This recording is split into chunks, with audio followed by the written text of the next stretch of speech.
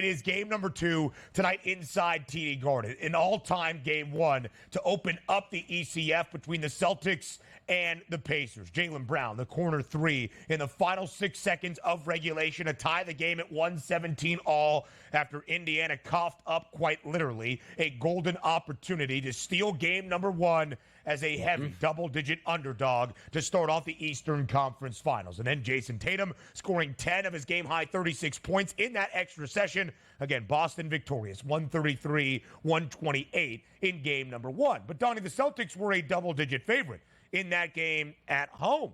In every home game that Boston has played so far in this postseason, 7, they've been at least a double-digit favorite in 5 of the 6 prior to game number 1.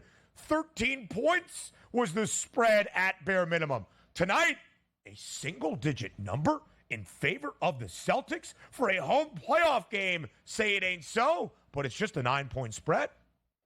I'm telling you right now, buyer beware. And the reason I say this is you can't just watch game number 1 and say, boy, the Pacers should have won, and you're going to give me close to double digits again. Sign me up. But apparently, the betting public is going right down that path. You go to the FanDuel Sportsbook right now and click on statistics on where the money is going right now. 72% of those spread bets going on the Indiana Pacers here, taking the 9 points. We'll see if the public has that heavy interest. I love the way the Pacers played game number 1, but there's something to be said. In the NBA playoffs, there are no moral victories. Dang it. We played really good in game number 1. We just couldn't win. We'll get them in game number 2. No, you know right now, waking up as a Pacer player, you're heading into this game in the Garden. It should be all hands on deck, not for you, for the Boston Celtics to not go down 0-2. The Celtics felt like they got away with game number 1. They'll probably be a little bit more loose in game number 2. That's my worry in this one. But I see that points total at 225. I feel that as well, because I do think both of these teams, once again, will be able to score. It's interesting that they raised it, 3.5, 4 points from game number 1, as we saw it today. But I just look at that heavy public. Sometimes our eyes do deceive us. Isn't it really easy to say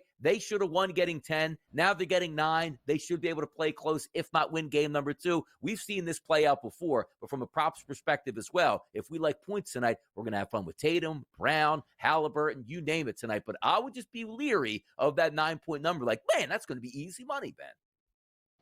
The total closed for game number 1 at 222 on the FanDuel Sportsbook, up by 3 points for game number 2. Now, with that being said, 133-128 in overtime, sailing over that total. But even in regulation, even before the Jaylen Brown dagger 3 to send us to the extra session, it was 117-114, well over that total of 222 as well. This will be a case study in momentum in playoff basketball within the association. The Pacers win game 7 on the road in New York, their second road victory in the playoffs. They go from one Garden inside MSG to the other up in Beantown inside TD Garden, and they ride that momentum to a great performance. Down by 15 in the third quarter, they rally. They had a lead. But to Donnie's point, it's not even like game number 1 last night in Minnesota. Again, there are no moral victories, but if you are the Timberwolves and you are looking for a silver lining, you say Anthony Edwards and Karl Anthony Towns combined to go 12 of 32 from the floor, and we lost by 3, where the other 2 superstars in the duo for Dallas scored 63. We've got something here. If you're Indiana, you say, we lost something here. We had that game. Andrew Nembhard, use your timeout and don't inbound the ball to Pascal Siakam. Hey, Rick Carlisle in that huddle, foul when you're up by 3.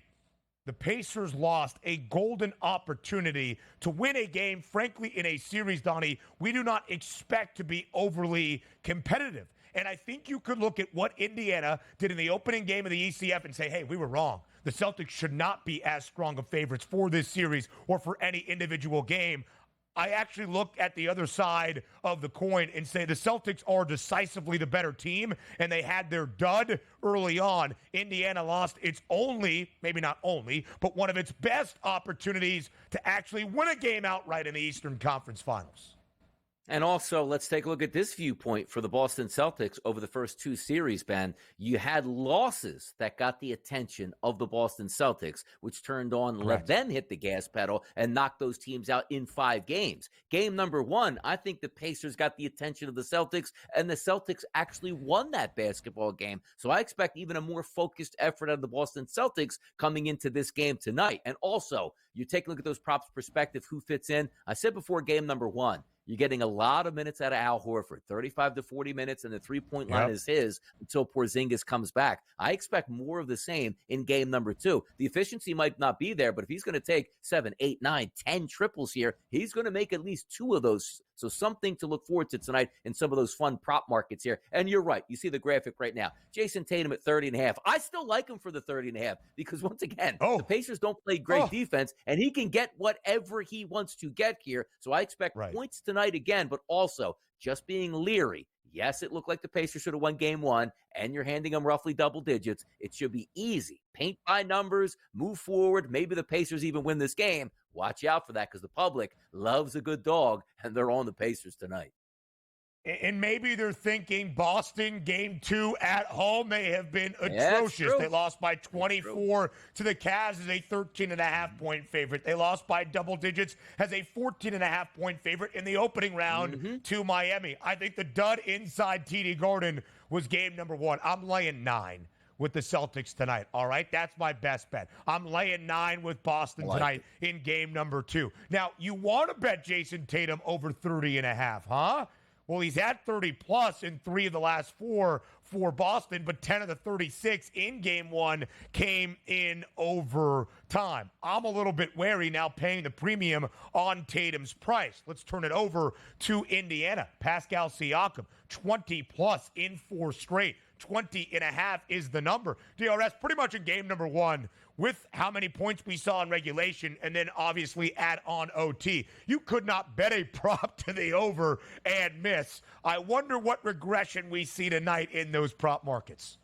Yeah, we'll see. And also, as you just TJ McConnell, everybody's getting the notion because he does play roughly 25 to 30 minutes a night and apparently loves to shoot the basketball. Shot 11 times in game number 1, ended up with 13 points. And if you saw that graphic, he's coming up in this game with 9.5 points as that number. I think there's a legitimate chance he gets to 10, but sometimes you ride that train just a little bit too long. It's crazy that McConnell, backup point guard, shoots over double-digit times. It should be only Halliburton that we worry about, but I'm expecting points tonight, and we'll get down to it on some of these players who should be able to cash in on those overs later.